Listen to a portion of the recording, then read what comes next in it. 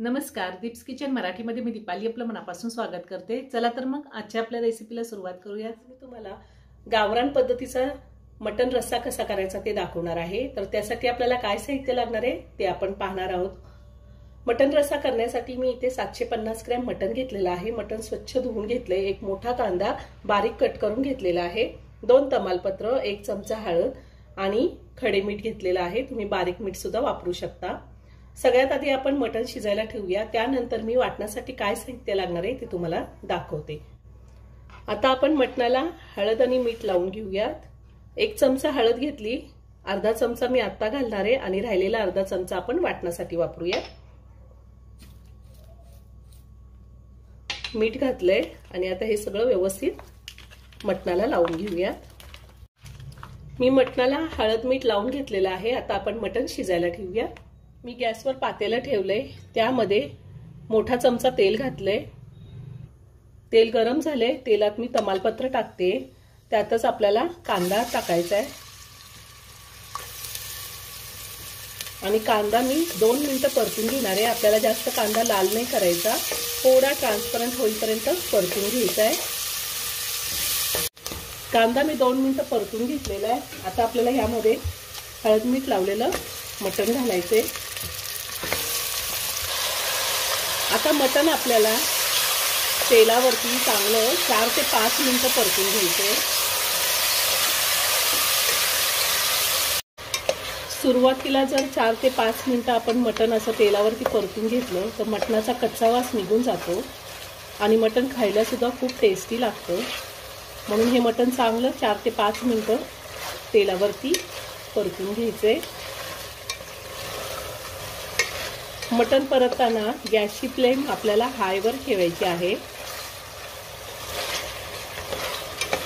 साधारण 5 मिनिटं झालेली आहे। मी मटण चांगलं परतून घेतले।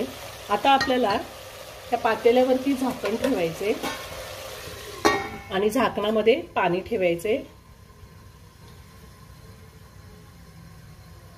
मटण आपल्याला 5 मिनिटं चांगलं वाफवून घ्यायचे।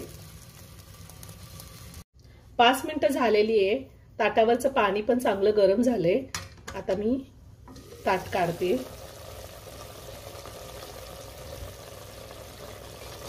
अजून आपण मटणामध्ये पाणी घातलेलं नाहीये, पण मटणाला चांगलं पाणी सुटले। आता हे जे ताटावरचं गरम झालेलं पाणी आहे तेही आपल्याला मटणात घालायचंय।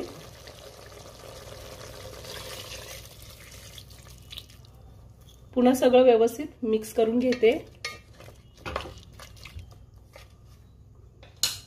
आणि आता पुन्हा आपल्याला पातेल्यावरती झाकण ठेवायचे आणि त्यामध्ये पाणी घालायचे। तुम्हाला जर ह्या पद्धतीने ताटामध्ये पाणी ठेवून त्यानंतर ते पाणी मटणात घालायचं नसेल तर तुम्ही पाणी गरम करून सुद्धा मटणामध्ये घालू शकता। तुम्हाला जितकं अळणी सूप हवं आहे तेवढं पाणी तुम्ही गरम करून एकदाच मटणामध्ये घालू शकता।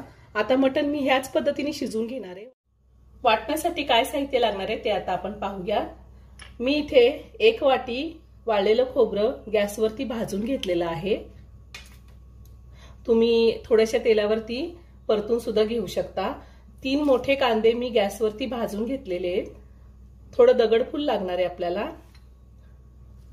2 दालचिनीचे तुकडे, 1 चक्रफूल घेतले, 2 हिरवी विलायची, 6 ते 7 लवंगा, 6 ते 7 मिरी घेतलेली आहे, 1 चमचा धने, 1 चमचा तीळ, अर्धा चमचा जिरे आणि 2 चमचे फुटाणे घेतलेत। फुटाण्याची वरची सालं काढून घेतली। तुमच्याकडे जर फुटाणे नसतील तर फुटाण्याचं डाळ घेतलं तरीही चालेल।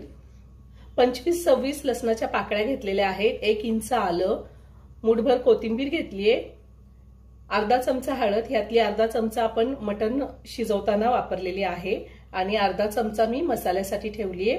2 चमचे बेडगी मिरची पावडर घेतली, ही कलरसाठी घेतलेली, 2 चमचे मटण मसाला आणि माझा घरगुती कांदा लसूण मसाला मी 4 चमचे घेतलेला। हे खडे मसाले आपण तेल न टाकता कोरडेच भाजून घ्यायचे। गॅसवरती तवा ठेवलेला आहे, त्यामध्ये धने घालते आणि त्यातच जिरे पण घालते।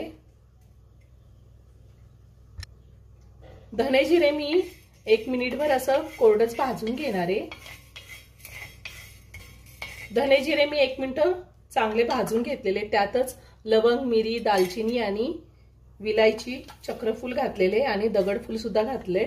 आता हे पुन्हा 1 मिनिटभर मी चांगलं परतून घेणार आहे। आपल्याला जास्त परतून नाही घ्यायचं, थोडं गरम करायचंय।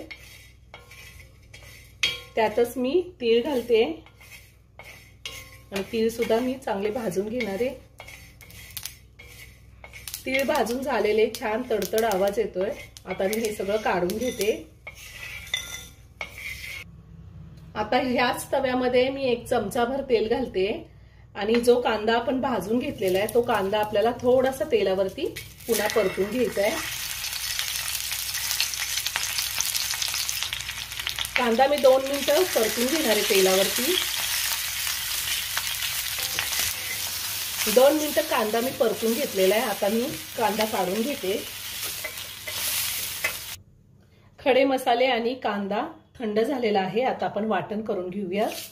सगळ्यात आधी मी मिक्सरच्या भांड्यामध्ये हे खडे मसाले घेते आणि हे खडे मसाले मी पाणी न घालताच आधी थोडे फिरवून घेणार आहे। मी हे पाणी न घालताच वाटून घेतलेलं आहे। आपण असंच जर पहिलं कोरडं वाटून घेतलं तर खडे मसाले बारीक होतात। त्यातच आता फुटाणे घालते आणि वाळलेलं खोबरं जे मी भाजून घेतले ते घातले आणि पुन्हा एकदा फिरवून घेणार आहे मिक्सरला। खोबरं मिक्सरला बारीक करून घेतल्यावर मी आलं लसूण कोथिंबीर मिक्सरच्या भांड्यामध्ये घातली आहे आणि त्यानंतर मी वाटण वाटून घेतले। माझा कॅमेरा बंद झाला होता त्यामुळे तेवढा भाग शूट झाला नाही, त्यासाठी सॉरी। मी थोडं पाणी घालून वाटण वाटून घेतलेले। आता मी हे वाटण काढून घेते।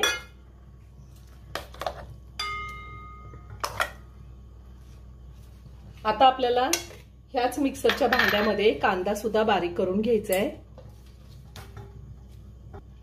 कांदा वाटताना मी पाण्याचा वापर नाही करणार, असंच वाटून घेणार आहे। कांदा सुद्धा मी बारीक वाटून घेतलेला आहे। कांदा वाटताना अजिबात पाणी मी घातलेलं नाहीये। आपलं वाटण तयार झालेलं आहे। आता मटण शिजले का ते पाहूया। गरम आहे मटण, आपण चेक करूया। मटण चांगलं शिजलेलं आहे।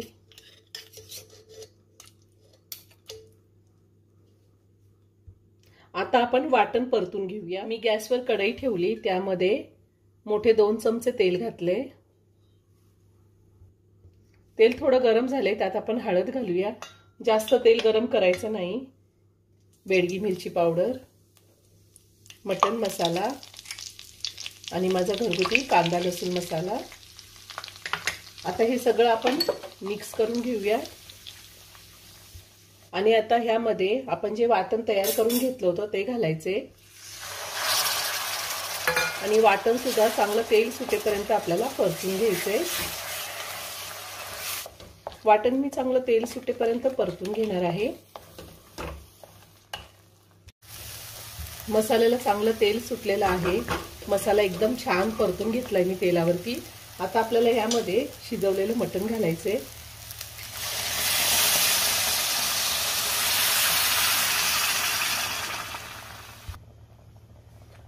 आता आपण सगळं हे व्यवस्थित मिक्स करून घेऊया आणि ह्या टायमिंगला तुम्ही मीठ चेक करू शकता। जर कमी असेल तर वरतून घालता येतं। तुम्हाला रस्सा किती घट्ट किंवा पातळ हवा आहे त्या अंदाजे पाणी वाढवू शकता आणि जरी तुम्ही पाणी वरतून घातलं तर ते गरम पाणीच घालायचंय। आता मी बारीक चिरलेली कोथिंबीर घालते आणि 5 ते 6 मिनिटं भाजी चांगली उकळून घेणार आहे। 5 ते 6 मिनिटं झालेली आहे। छान भाजी उकळली आहे आणि कलरही खूप सुंदर आलाय, छान तर्री आली आहे। गॅस बंद करते आणि एका बाउलमध्ये काढून घेते। खूप छान झालाय मटण रस्सा। गावरान पद्धतीचा झणझणीत मटण रस्सा तयार करून झालेला आहे। बाजरीची भाकरी, ज्वारीची भाकरी यासोबत खूप छान लागतो, भातावरही छान लागतो। तुम्ही नक्की करून पहा। व्हिडिओ जर आवडला तर व्हिडिओला लाईक आणि शेअर करायला विसरू नका। रेसिपी आवडली असेल तर कमेंट करून नक्की कळवा। पुन्हा भेटूया अशाच एका छानशा साध्या आणि सोप्या रेसिपी बरोबर। धन्यवाद।